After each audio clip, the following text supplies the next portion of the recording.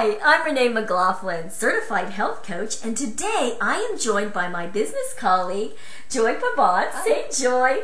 We're so excited she's here. Joy's also a certified health coach, and we both coach clients on our balanced eating program, and we've both been doing it for about 4 years. I actually got started on it 4 years ago, lost some weight, got really excited, and Joy was a friend and a client of mine with my exercise program, and Joy was in a place where she was sick and tired of being sick and tired and fat. And she said, Renee, really? This program really works? And I went, Joy, what do you have to lose? That was 4 years later, and what did you have to lose? About 35 pounds. That was 4 years ago, you guys, and she has kept it off.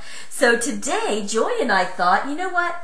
Let's make a video with tips on how to get through this holiday season with both your weight and your health intact, so you can go into 2012 looking and feeling fantastic. How's that sound? Sounds good. Sounds good. Well, as Joy and I put down our tips that we thought would be really helpful for you guys because they've helped us, what we realized is we have an overriding theme, and that theme has to do with, number one, making a decision about how you want to handle the holiday season. It really starts with making a decision and making a commitment to yourself. So we're going to make the assumption on this video that you've already decided that you don't want to feel crappy this holiday season, that you don't want to go into 2012 5 to 10 pounds up from where you are now, right? That what you've decided is looking and feeling your best is the most important thing to you. So we're going to start from there. Once you've made that decision, the next thing to do is make a plan. Make a plan on how you're going to handle those special social situations that aren't your normal daily routine, right? It's pretty easy. We understand that we eat every 2 to 3 hours, right? We're going to have our meal replacements if we're on the weight loss phase. We're going to stay lean and green. But what happens when you get into some social situations special for the holidays? Make a plan.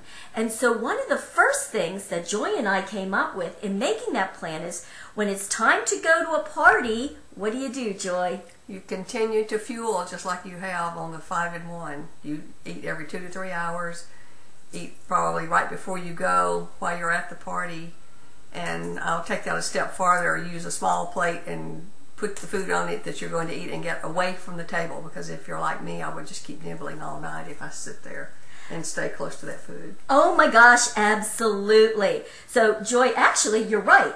You came in tip 2, which is keep your fueling schedule up. That's so important. Don't do that light bulb thing. And the light bulb thing is you're either on or you're off. And when you're off, it's like, oh, I already had 3 bites of something I shouldn't. I might as well eat everything on this table, and then I won't eat for the next 3 days. Nah, that's old thinking, right? Every 2 to 3 hours. Even if you eat something you shouldn't, does it matter? Get right back on, especially the next day. Just keep to the fueling schedule. And use small plates. And you mentioned something so great when you're at a party where there's a whole buffet. They usually have party plates, and they are small, right? And usually there are, some raw veggies and some things. You usually do have some lean protein and some cut raw veggies or some steamed vegetables or something. Even today with your friends and family that tend to have a lot of unhealthy food, we usually can find something that we can eat. Put it on the plate, walk away. I'll tell you, that also brings me to that whole portion thing, right? And we know that portions are so visual. So if you're using a big plate and you just put a little bit of food on it, it doesn't satisfy, You feel like you're starving. Starving and deprived. Yeah. So use small plates. As we like to say, size matters. For me, that's the hardest thing, is to only eat small amounts. Okay, so we got that. The next one that's also overriding is just be mindful. Stay really present with what you're doing when you're putting things in your mouth. What do you think? Well, that goes back to getting away from the table, because if you sit there and just nibble all night, by the time the evening is over, especially if you've got an alcoholic drink or two, you've had over 1,000 or 2,000 calories in just a heartbeat. It just goes Absolutely. like crazy. Absolutely, especially if there's these salted nuts sitting there. Or if you get started on the sweet things. Oh, yeah. And they'll just, and it doesn't take a lot to really bring that calorie count up. Right. So absolutely, stay really mindful and present.